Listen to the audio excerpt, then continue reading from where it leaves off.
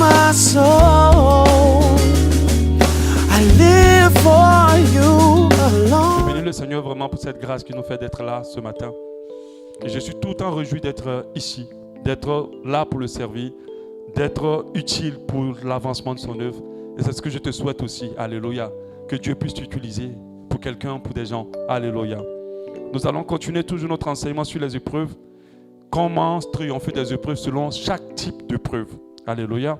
Pour ceux qui n'étaient pas là la semaine passée, nous avons vu l'épreuve 1. Je ne sais pas si vous vous rappelez. C'était quoi l'épreuve 1? L'épreuve du... Le désert de... Épreuve et désert, c'était synonyme. Oui? Ah, c'est pas vrai. Hein? Comment? Oui, voilà, le manquement d'un besoin essentiel. Amen. Hein?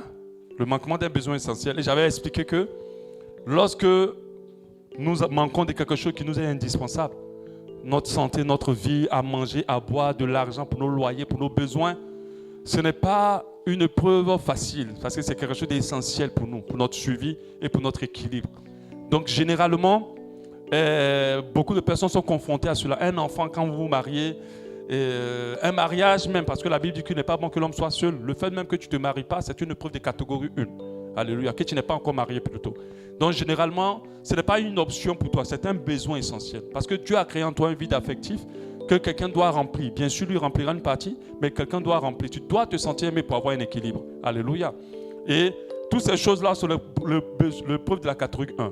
Et j'avais dit que chaque épreuve, on a 10, chaque épreuve avait sa manière d'être traitée. On ne les traite pas tous de la même manière. Et la catégorie 1, le manquement d'un besoin essentiel, on a vu que l'eau manquait aux Juifs dans le désert, ils ne pouvaient pas boire. De l'eau, en 3 jours, tu vas mourir. Amen. C'est-à-dire que c'est vraiment quelque chose d'important. Ce n'est pas un luxe qu'on est dans ce cadre de besoin. Quand tu n'as pas d'endroit où dormir, tu n'es pas dans un luxe en cherchant un toit. Alléluia. Tu es vraiment dans l'épreuve 1. Et j'ai dit que ces 10 catégories d'épreuves sont des épreuves que Dieu lui-même y crée. C'est Dieu qui les crée. Ce n'est pas nous qui avons fait. Ce n'est pas la conséquence de nos vies qui nous amène là forcément. C'est Dieu qui les crée. J'ai mis de côté l'épreuve 13, la 10e catégorie, la 11e catégorie qui est une épreuve qui est la conséquence de nos mauvais choix. Ça, j'ai dit pour les régler, il faut seulement se repentir ou régler cela. Mais l'épreuve 1, c'est une épreuve que Dieu permet. Regardez, quand Job a été criblé, Job n'a rien fait pour être criblé. C'est Dieu qui a permis qu'il soit criblé. Alléluia. Maintenant, je disais que chaque épreuve cache un trésor. Dans chaque épreuve, Dieu veut te bénir. Pour te bénir, Dieu va toujours te prouver avant. Alléluia. Et nous avons vu beaucoup d'exemples. Je ne vais pas revenir là-dessus. Mais la clé pour traiter l'épreuve 1, les clés pour traiter l'épreuve 1, c'était 3 clés. La première clé, c'était le fait, amen, vous vous rappelez? De ne pas murmurer. La première clé, ce n'est pas se plaindre, ne pas murmurer, ne pas passer son temps à dire « Oh, c'est difficile, c'est compliqué, comment je vais faire ?» Il y a des gens qui aiment se plaindre et ce sont des plaignants professionnels. Ils aiment beaucoup se plaindre. Et quand on est dans ce genre de point, on ne se plaint pas. Tu peux être chrétien et puis manquer à manger. Amen. C'est vrai que c'est paradoxal par rapport au message qu'on donne, mais Dieu peut permettre que tu aies du mal à manger. Amen. Ça, tu es dans la catégorie 1. Ne te plains pas. En 2, ne vois pas ça comme une fatalité. Le médecin peut annoncer à quelqu'un quelque chose de très grave. Mais certaines personnes, ils sont dans la catégorie de preuve 1 parce que la santé n'est pas un luxe. La santé est indispensable. Alléluia. C'est une soif. Donc d'autres vont prendre ça comme une fatalité. C'est-à-dire de ne pas voir ça grave. Si plus tu banalises une épreuve, plus elle finira. Plus elle ne durera pas. D'accord? Donc il ne faut le banaliser. Il ne faut pas prendre ça comme une fatalité. Il y a des gens dans l'épreuve 1 ne croient plus en rien. Ils perdent même leur foi dans cette épreuve-là. Quand les Juifs criaient quand les Juifs murmuraient contre Moïse, eux, ils ne croyaient plus que Dieu était capable. Oh, Dieu venait juste de les faire traverser la mer Rouge. Il venait faire quelque chose d'aussi puissant pour eux. Ils devaient normalement faire confiance à Dieu dans le désert. Mais lorsqu'ils ont commencé à manquer d'eau et qu'ils avaient très soif, au lieu de faire confiance à Dieu, ils ont commencé à murmurer. Et beaucoup murmurent et perdent la foi. Et j'ai dit que la troisième clé, c'est de crier à Dieu. Les gens ont l'habitude de toujours rendre grâce à Dieu. On ne rend pas grâce à Dieu lorsqu'on est dans la catégorie 1. On ne rend pas grâce à Dieu lorsqu'on vit. Tu n'as pas à manger, tu ne peux pas donner à manger à tes enfants. Tu ne rends pas grâce à Dieu. Tu ne rends pas grâce à Dieu lorsque tu n'arrives pas à payer ton loyer. Tu ne peux pas rendre grâce à Dieu. Moïse a crié à Dieu. La Bible dit de faire ce qu'on appelle des prières de supplication. Beaucoup d'enfants de Dieu ne connaissent pas ce qu'on appelle les prières de supplication. La supplication, c'est de demander à Dieu. Je t'en supplie, Seigneur. Je ne peux pas donner à manger à mes enfants. Interviens, ouvre une porte. Moïse a crié à Dieu. Il y a certaines personnes qui ignorent de fois le procès. Tu ne te maries pas, mais ça ne te dérange pas trop. Pendant que Dieu a dit, il ne faut pas que l'homme soit seul. Donc ça veut dire que la femme aussi ne soit pas seule. L'homme ne va pas se marier avec le vide. Alléluia. Mais toi, tu es là, tu es célibataire. Quand il y a le mariage de ta copine, c'est là que tu souffres un peu, et après tu mets de côté. Mais Dieu va renforcer ta solitude. Il va faire rendre ça encore plus dur pour que ton cri soit plus puissant. Amen. Deux fois, quand l'épreuve s'intensifie, c'est pour que la puissance de ton cri atteigne Dieu. Alléluia. Là, quand tu pleures devant Dieu, parce qu'il y a des gens qui, quand ils supplient Dieu, ils ne supplient pas vraiment. Ils supplient Dieu en mode. Amen. Quand ça va bien chauffer sur toi, tu vas bien crier à Dieu. Et quand le cri monte à Dieu, alors il entend et il répond. C'est comme ça qu'il a aidé cette femme-là, la servante de Sarah, avec son fils Ismaël. Il n'a pas entendu les pleurs de la dame. Il a entendu les cris de l'enfant, les pleurs de l'enfant. Il dit, j'ai entendu les pleurs de l'enfant. Et c'est là qu'il est venu à Dieu. Il y a des gens qui ne prient pas. Dieu dit à quelqu'un, jusqu'à là, tu n'as pas encore demandé. Il veut dire à quelqu'un de jusqu'à là, tu n'as pas encore crié. Tu souffres, oui. Mais à quel moment tu as crié à moi? Et d'autres sont tellement spirituels, ils peuvent te rendre grâce à Dieu. C'est-à-dire, je te rends grâce parce que je n'ai pas à manger. Je te rends grâce. C'est bien, ça ressemble à être spirituel. Mais tu te trompes. Parce que dans ce moment-là, on ne rend pas grâce à Dieu, on crie à Dieu. Alléluia. Donc, on ne va pas perdre le temps là-dessus. Donc, il faut apprendre à crier à Dieu. Alléluia. Et je disais la dernière fois que moi, deux fois, je prie. Quand je prie, j'aime marcher. Mais deux fois, quand c'est compliqué, je me couche par terre. Et je crie à Dieu. J'invoque sa miséricorde pour qu'il intervienne. Et généralement, il intervient. Alléluia. Il est temps pour toi de te mettre ventre plat sur le sol et de dire, Seigneur, je prie que tu m'aides, que tu me sortes de là. Je crie à toi, que tu fasses quelque chose pour moi. Alléluia. Parce que le preuve qu'il a amené à toi, c'est pour t'amener dans une autre dimension. Quand Moïse a crié à Dieu, c'est là que Dieu a présenté un bâton. Et ce bâton a permis à ce que l'eau qu'il devait boire se transforme en une eau douce. Mais Dieu n'a pas fini. Quand ils ont fini ça, il leur a donné des oasis. Un oasis. 12 points d'eau, ça veut dire beaucoup d'eau après, et 70 palmiers. De quoi à boire à satiété. Alléluia. Donc c'est pour dire que quand tu sors, tu triomphes de l'épreuve d'abord tu vas trouver quelque chose pour étancher ta soif, mais tu seras une source de bénédiction. Alléluia pour les autres. Tu vas étancher la soif des autres. Alléluia. Je dirais que la majorité des ONG ont été créées dans l'épreuve 1. Une femme a vu son enfant fatigué du cancer. Et Dieu a guéri d'abord son enfant. Elle a créé une ONG pour les enfants des autres. Alléluia. Elle devient une source de bénédiction. C'est une épreuve qui révèle ton ministère. Alléluia. Vous allez voir aujourd'hui, on voit beaucoup de pasteurs célèbres. Mais vous ne savez pas dans quoi ils sont passés. Récemment, j'étais en train d'écouter l'enseignement du pasteur Mohamed. Il disait que j'ai été surendetté à des millions de dollars, à des centaines de dollars. Des centaines de milliers de dollars. En tout cas, il a dit un gros chiffre pendant qu'il était en train de faire le ministère. Alléluia. Il dit que j'ai été surendetté. Aujourd'hui, je ne suis plus dans les dettes. Mais avant, j'étais surendetté. Alléluia. Tout ce que vous voyez dans la réussite, c'est le produit des épreuves. Tous ceux qui réussissent, c'est le produit des épreuves. Il y a des gens qui ne supportent pas. Ils aiment tout lisse. Dès qu'ils sont éprouvés, ils lâchent. Mais tu n'avanceras pas. Parce que tant que tu ne triomphes pas de cette épreuve, Dieu la ramènera toujours. Et il y a des gens qui butent dans un cercle vicieux. Ils ne peuvent pas sortir de là parce qu'ils butent toujours dans l'épreuve. Alléluia.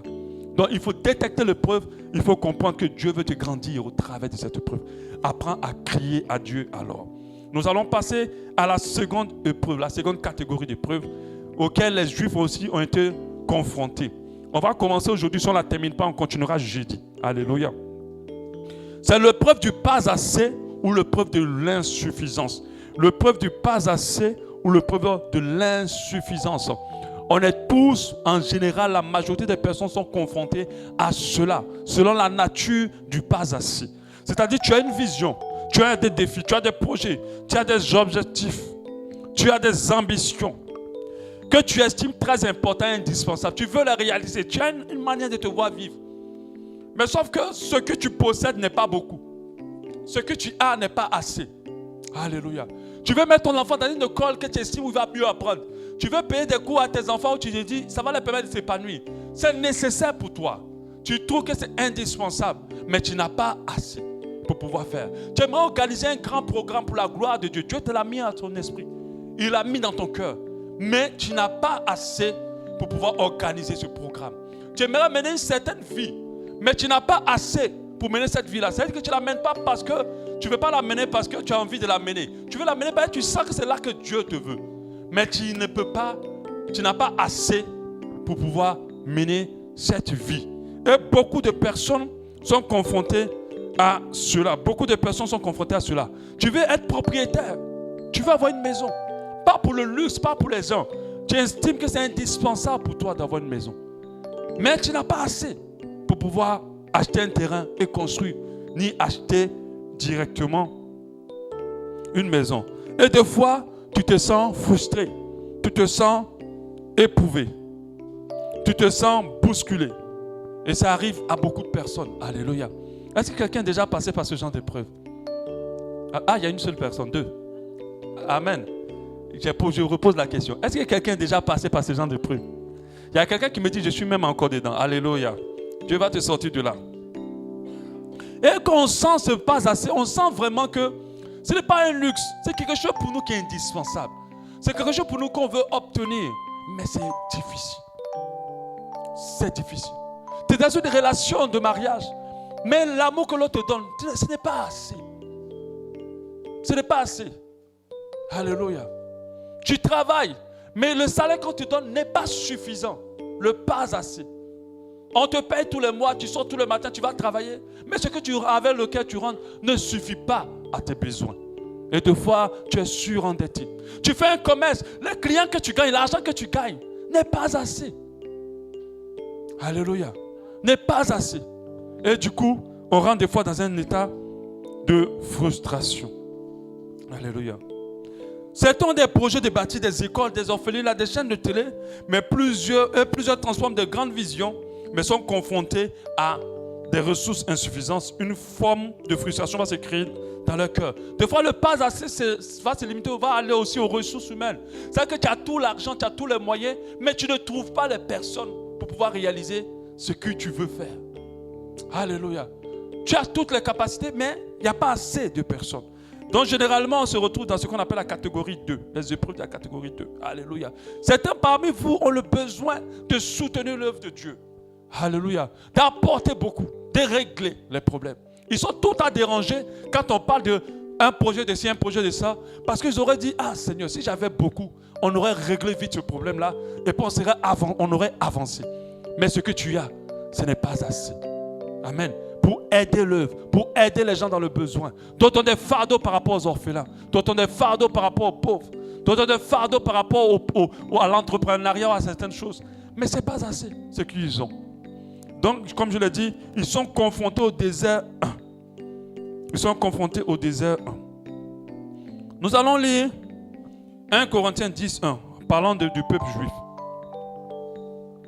Frère, je ne veux pas que vous ignorez que vos pères, nos pères, ont tous été sous la nuée, qu'ils sont tous passés au travers de la mer, qu'ils ont tous été baptisés en Moïse dans la nuée et dans la mer, qu'ils ont tous mangé le même aliment et qu'ils ont tous bu le même breuvage spirituel, car ils buvaient un rocher spirituel qui les suivait, et ce rocher était Jésus.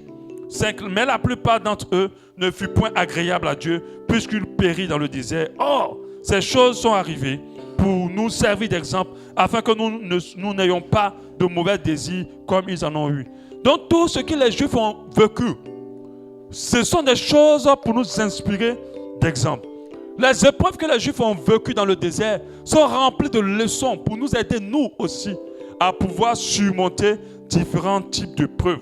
Lorsque vous lisez Exode 16, tout le chapitre, on parle de l'épreuve à laquelle les Juifs ont été confrontés du pas assez. Alléluia. On parle de cette épreuve-là, auquel les Juifs ont été confrontés du pas assez. Ils avaient eu de l'eau à boire. Maintenant, il y avait un autre problème, c'est qu'ils voulaient à manger. Ils voulaient à manger. Ils n'avaient plus assez à manger. Ils n'avaient plus assez à manger. Jésus même comment dire ça, a mis ses disciples dans cette catégorie d'épreuve, l'épreuve 2. On va en parler par la suite. Alléluia. Amen. Mais ce que vous devez garder dans votre esprit, toutes les épreuves cachent de l'or. Ce sont des mines d'or. Alléluia. Dans notre vie. Alléluia. Et on a ce verset de la Bible, 1 Pierre 1,7. Afin que l'épreuve de votre foi, plus précieuse que l'or périssable, l'épreuve de votre foi, plus précieuse que l'or périssable, qui cependant est éprouvé par le feu, ait pour résultat la louange, la gloire, l'honneur, lorsque Jésus-Christ apparaîtra. Ça veut dire que normalement, chaque épreuve doit aboutir à la louange, à la gloire et l'honneur. Alléluia. Et l'or périssable, c'est-à-dire qu'il est plus précieux que l'or périssable. L'or périssable, dans le désert, Dieu nous le donne. Et nous le donne réellement. Pour chaque vision que Dieu te donne, pour chaque besoin que tu as, il faut que tu comprennes que Dieu dispose dans le spirituel les ressources pour atteindre ta vision, pour réaliser ta vision. Tu veux construire une maison, Dieu va disposer dans le spirituel tout ce qu'il faut pour la construction de la maison. Mais sauf qu'il y a une clé pour que ça puisse arriver à toi. Et c'est ce qu'on va expliquer. Chaque vision est déjà pourvue. Chaque vision est déjà pourvue. Tout ce que tu mûris dans ton cœur, les ressources sont déjà normalement disponibles. Alléluia. Sont déjà disponibles. Tout ce que tu mûris. Sauf qu'il y a une clé pour les déclencher. Sauf qu'il y a une moteur d'électricité pour que tu déclenches. Quelle que soit la vision, elle a besoin de provision. Alléluia. C'est un désert qui ouvre la porte alors sur la provision. L'épreuve 2 est un désert qui ouvre la porte sur la provision. C'est-à-dire, je prends un exemple, tu veux construire un orphelinat et tu es frustré de ne pas pouvoir. Tu as essayé de déposer des dossiers, personne ne t'ouvre la porte. Et tu es frustré, tu es éprouvé. Tu as mal pendant que tu sens ça en toi. Alléluia. Ça va être compliqué pour toi.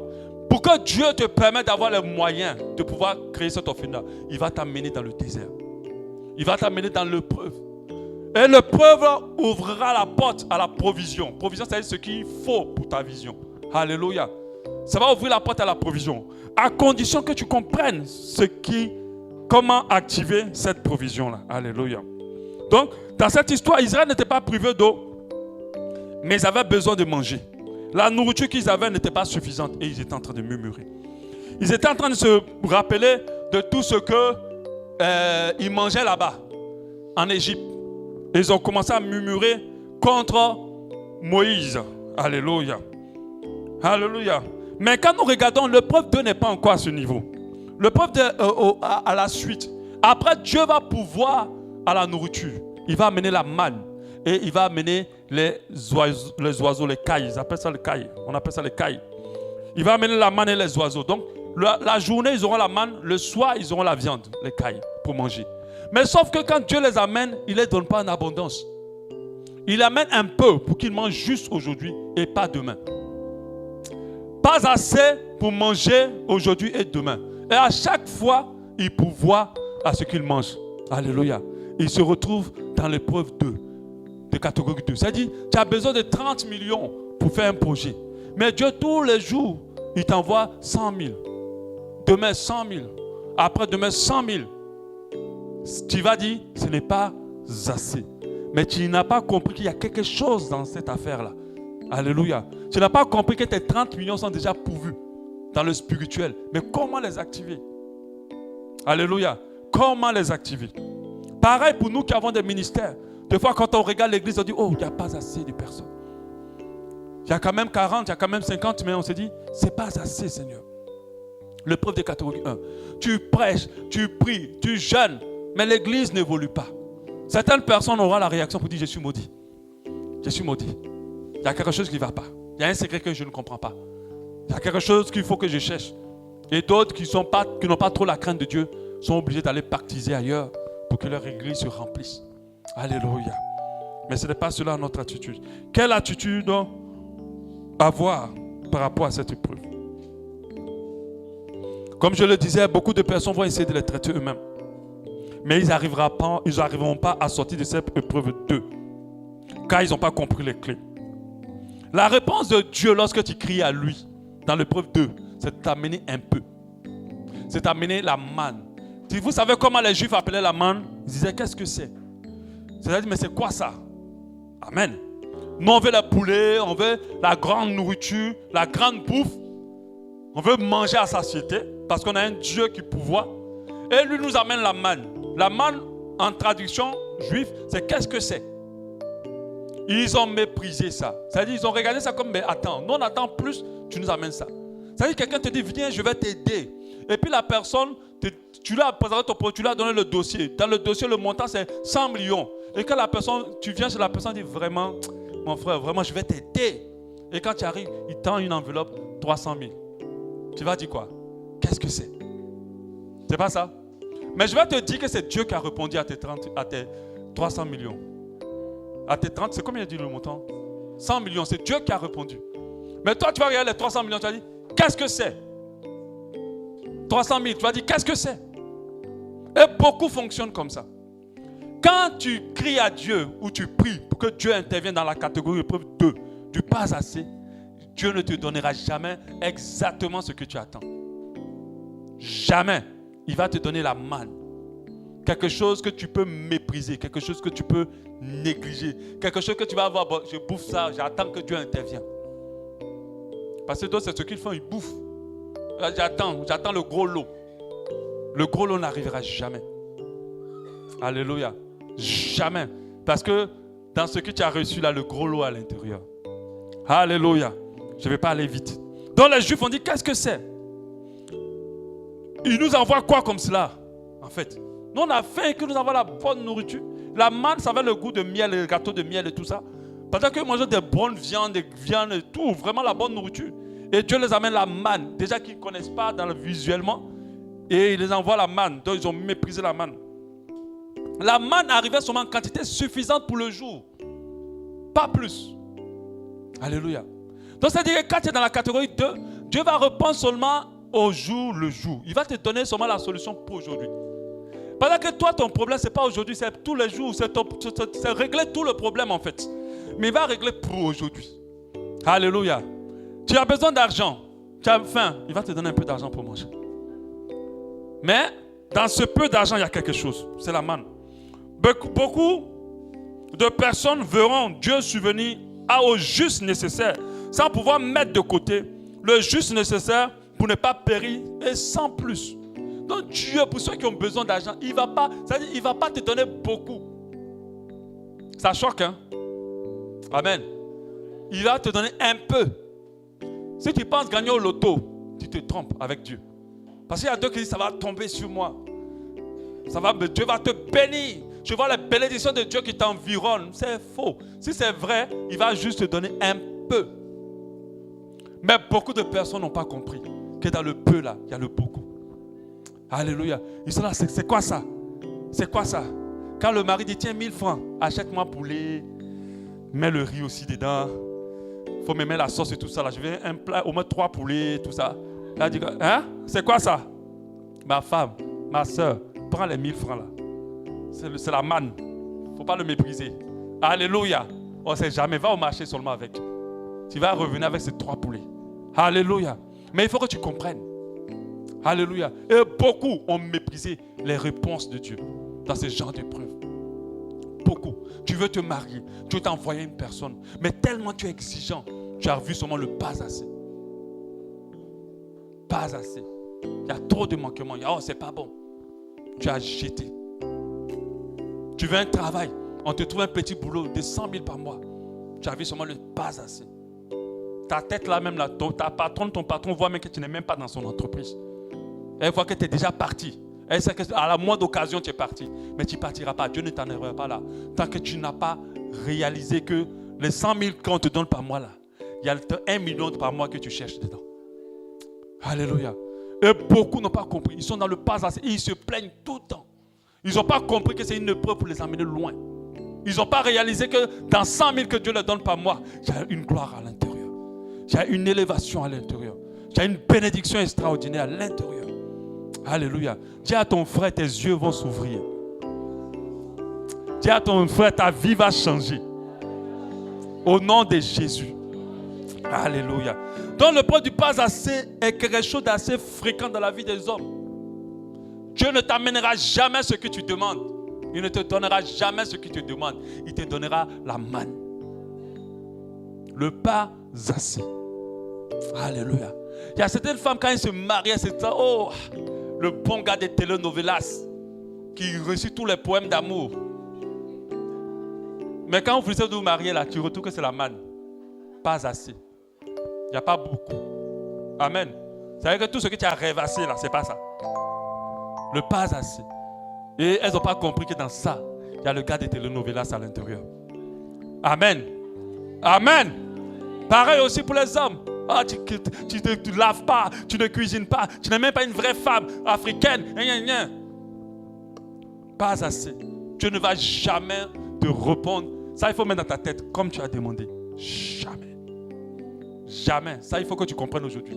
Il va toujours te donner la manne. Il va te donner un peu. Il faut me dire qu'il faut continuer, pasteur. Amen. Dis, continue, pasteur. Est-ce que tu veux savoir la suite?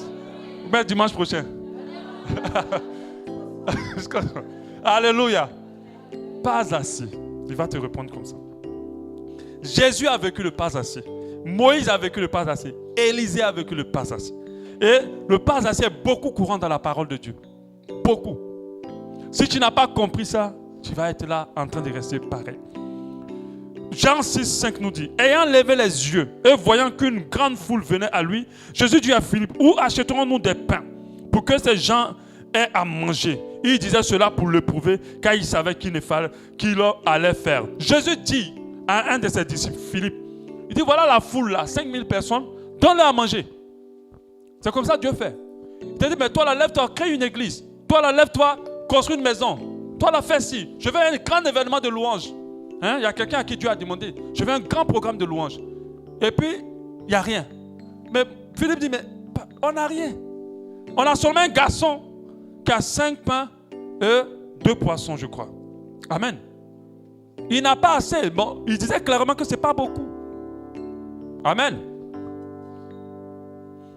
Alléluia. Donc Dieu demande à quelqu'un, à un de ses épreuves, de ses disciples, Jésus, de nourrir 5000 personnes. Et ce qu'il a préparé pour que le petit garçon, il avait prévu déjà le pas assez, la manne. Amen. Pour que la foule soit nourrie. Ce qu'ils avaient n'était pas suffisant. Alléluia. Ce qu'ils avaient n'était pas assez. Ce qu'ils avaient ne pouvait pas nourrir tout le monde. Comme toi, Dieu te dit, paye cette formation. Achète ce matériel. Fais ci, fais ça.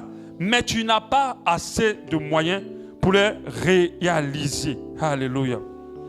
Donc l'apôtre Philippe vous dira qu'il y a un garçon qui a 5 pains, je crois, 5 pains d'orge et 2 poissons.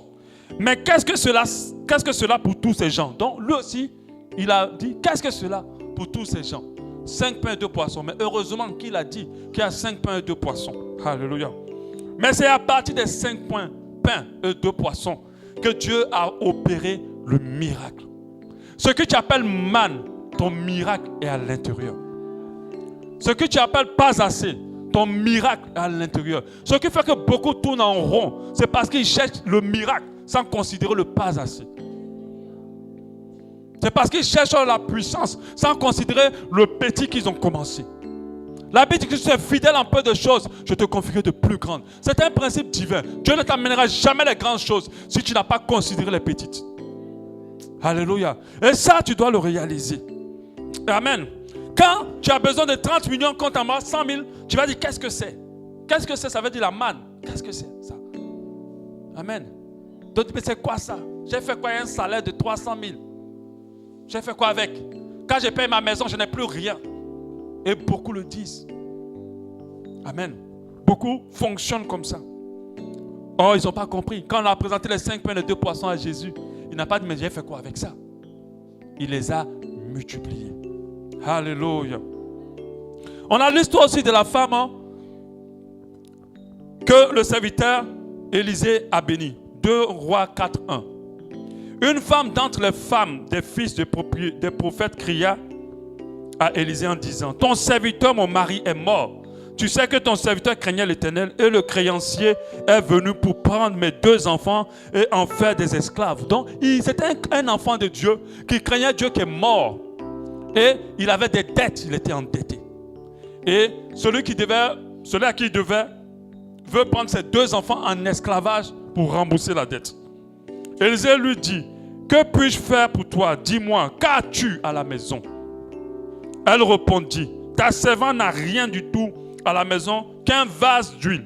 Et il dit, va, demande en dehors, au dehors des vases chez tous les voisins, des vases vides, et n'en demande pas un petit nombre. Quand tu seras rentré, tu fermeras la porte sur toi et sur tes enfants, tu verseras dans tous les vases et tu mettras de côté ceux qui seront pleins. Alors, elle le quitta. Elle ferma la porte sur elle et sur ses enfants et lui présentait les vases, elle versait. Et lorsque les vases furent pleins, elle dit à son fils, présente-moi encore un vase. Mais il lui répondit, il n'y a plus de vase. Et lui s'arrêta. Et elle alla le rapporter à l'homme de Dieu. Il dit, va, vends l'huile et paye ta dette. Tu vivras, toi et tes fils, de ce qui restera. La femme avait une dette, mais une grande dette, au point de prendre ses enfants. Ce qui lui restait, l'huile, cette petite quantité d'huile, normalement, on va dire, ce n'est pas assez. Alléluia. Elle-même, elle a plus ou moins dit dedans. Elle dit, ta servante n'a rien du tout à la maison qu'un vase d'huile. Donc, elle a vu ça comme pas assez. Elle n'a pas compris que le miracle dans ce genre de preuve commence toujours par le pas assez, par la manne. C'est là que plusieurs enfants de Dieu ont la mauvaise attitude. Ils ont le mépris de ce qu'ils possèdent déjà. Ils ont le mépris de la manne. Et c'est là que beaucoup n'expérimentent pas la multiplication dans l'épreuve 2. Amen. Jésus a nourri toute une foule avec la manne. Élisée a permis à la femme de sortir de l'endettement avec une manne. Qu'est-ce que c'est? Ce n'est rien par rapport à mes 2 enfants et la hauteur de la dette que je dois. Alléluia. Il y a quelque chose que vous avez, que vous appelez manne. Mais c'est là la source du miracle de votre vie. Il y a quelque chose que tu possèdes, que tu dis, qu'est-ce que c'est? C'est rien. C'est là la source du miracle de ta vie. Ce désert-là fatigue beaucoup d'enfants de Dieu. Parce que l'homme qui n'a pas de foi, qui n'a pas compris ça, va toujours chercher plus loin pendant qu'on commence à lui donner en bas. Pendant qu'il a déjà reçu le miracle en fait. Et beaucoup méprisent ce qu'ils ont. Quand vous êtes confronté à cette catégorie de désert 2, le désert du pas assez, vous avez envie de faire des méthodes pour pouvoir sortir de là. Donc c'est comme ça que beaucoup rentrent dans leur propre stratégie pour sortir de ce désert catégorie 2. Au lieu de présenter le peu qu'ils ont. Alléluia. Beaucoup rentrent dans leur propre stratégie pour sortir de là. Et au lieu de sortir de là, la situation s'aggrave encore plus. Le peu même qu'ils ont commence à se perdre. Ou des fois, ils perdent même le peu. Alléluia. Dans ce genre de preuves, ne réfléchis pas à comment tu vas sortir de là. Amen. Tu dois présenter à Dieu ce que tu as. Amen. On ne doit pas mépriser le peu qu'on a. Les différentes clés dans ce désert. La clé 1. Dieu va toujours te demander qu'est-ce que tu as. Tu vis le pas assez, l'épreuve du pas assez quelque part. Qu'est-ce que tu as? Il y a des gens qui sont très forts pour dire jamais, rien, j'ai rien, je n'ai pas, c'est pas possible, il n'y a rien. Il y a des gens qui sont experts dedans pour dire rien n'est fait. Dès que c'est un peu, c'est jamais. Eux voient tout le verre en moitié vide.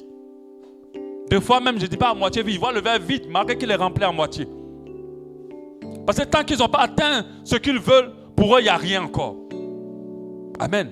Dieu, quand tu pries dans ce genre de pause, Seigneur, vraiment, je veux que tu me donnes de l'argent. J'arrive pas à payer mon loyer, j'arrive pas. Il va dire, mais qu'est-ce que tu as? Seigneur, je veux construire ma maison. Qu'est-ce que tu as?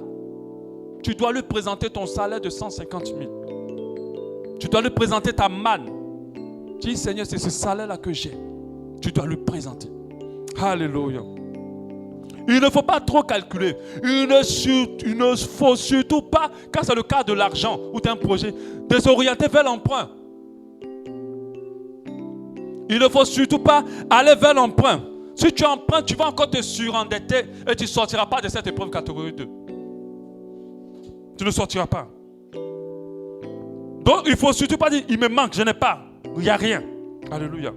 Marc 6, 38 nous dit, il leur dit, combien avez-vous de pain? Allez voir, et il s'en assurait et répondit, 5 pains et 2 poissons.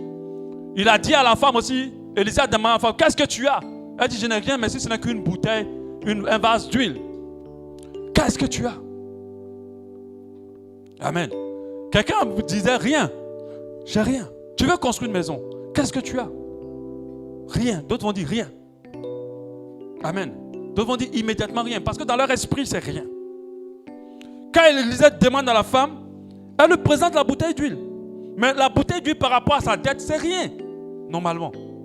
Mais c'est la bouteille d'huile qui a réglé son problème. Le vase d'huile qui a réglé tout son problème. Il a sorti de l'endettement et lui a pourvu pour ses besoins. Parce que quand tu surmontes ce genre de preuves, d'abord ton problème sera réglé et tu vas passer à l'autre étape. C'est l'étape de l'abondance. Alléluia. Tu vas passer à l'étape de l'abondance. Il y a des gens qui ont pris leur travail avec mépris. Ils le font en entendant, mais ils n'ont pas compris que c'est là tout leur succès. Il y a des gens qui ont pris ce qu'ils font avec mépris, mais ils n'ont pas réalisé que ce qu'ils sont en train de faire là, qu'ils estiment que ce n'est pas vrai, ce n'est pas assez, ce n'est pas beaucoup, ça ne m'apporte rien. Mais ils n'ont pas compris que c'est ça qui va leur apporter beaucoup plus. Ceux qui réussissent selon Dieu commencent par des choses banales. Alléluia. Quand vous priez, vous demandez à Dieu de vous exaucer dans vos prières. Il va vous exaucer en vous envoyant quelque chose de banal.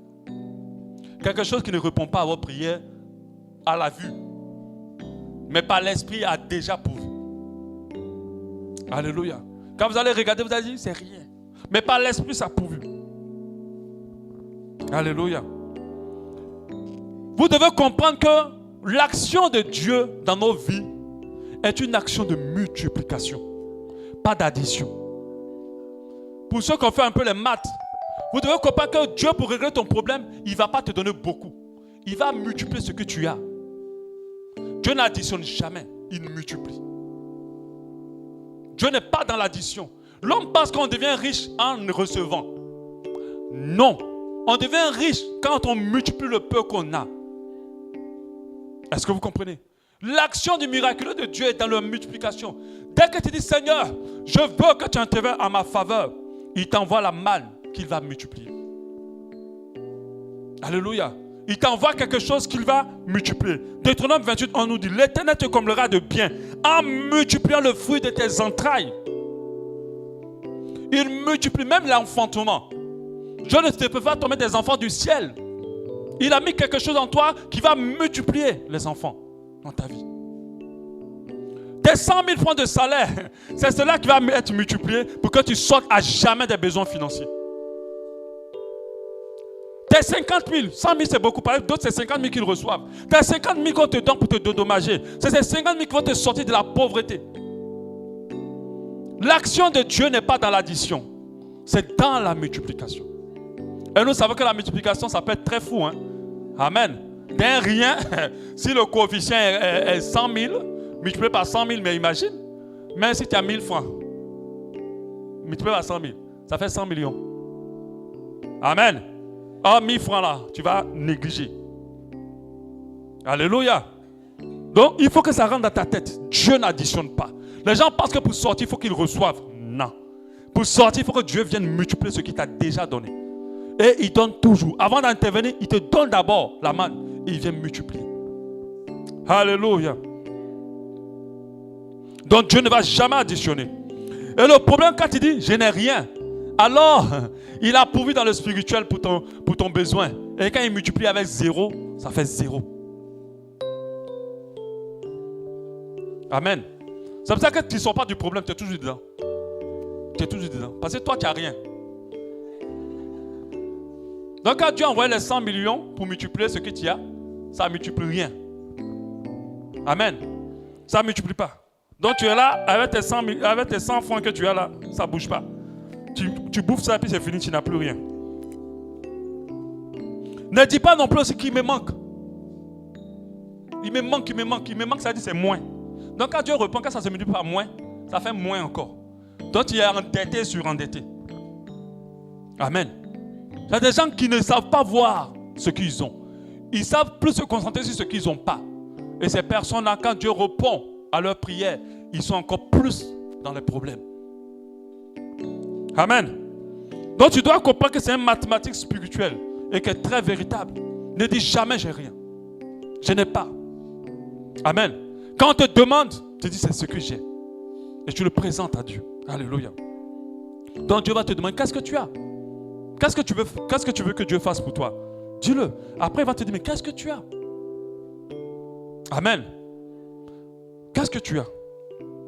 La Bible dit en Matthieu 13, 12, ça c'est un passage qui est rempli d'un grand mystère. Il dit on donnera à celui qui a. On donnera à celui qui a. Donc si tu n'as pas, on ne peut pas te donner. Donc ça veut dire que si tu n'as rien à présenter à Dieu, tu ne recevras pas. On donnera à celui qui a. Et il sera dans l'abondance. Et il dit, mais à celui qui n'a pas, on notera même ce qu'il a. Donc si tu dis que tu n'as rien, tu vas mettre encore pire encore que ça. Tes problèmes vont t'aggraver. Oh, mon mari ne m'aime pas. Il va encore te détester encore plus. Ma femme ne m'aime pas. Elle va encore t'haïr. Parce que tu ne regardes pas le peu d'amour qu'elle te donne. Tu vois ça comme rien. Parce que toi, tu veux beaucoup. Tu veux te sentir dans un telenovelas. Et tant que tu n'es pas dans le telenovelas, tu estimes que tu n'es pas encore aimé. Et quand tu dis rien, au lieu qu'il t'aime davantage ou qu'elle t'aime davantage, tu sens même encore la personne qui va te haïr. Et c'est ce que d'autres n'ont pas compris. Amen. Quand vous dites que vous n'avez pas, vous allez rentrer dans l'endettement. Des problèmes vont s'amplifier. Il faut présenter toujours à Dieu ce qu'on a. Même si ce n'est pas assez. Même si cela semble ne être rien. Il faut lui présenter toujours ce qu'on a. Toujours.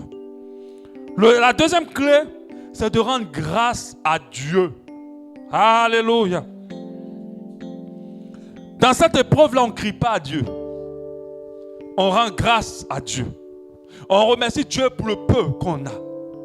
On le remercie, on rend grâce à Dieu pour le peu qu'on possède. On lui dit merci pour ce qu'il nous a donné. On lui rend grâce. On ne lui dit pas qu'il nous manque, mais on lui dit merci pour ce que j'ai. On lui dit merci pour le peu qu'on possède.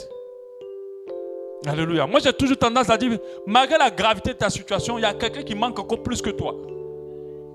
Donc, grande grâce. Alléluia. C'est déjà une grâce d'avoir tous ses membres complets. Rends grâce pour ça. Il y a des gens qui perdent leur santé parce qu'ils ne rendent pas grâce à Dieu de ce qu'ils ont comme santé. Alléluia.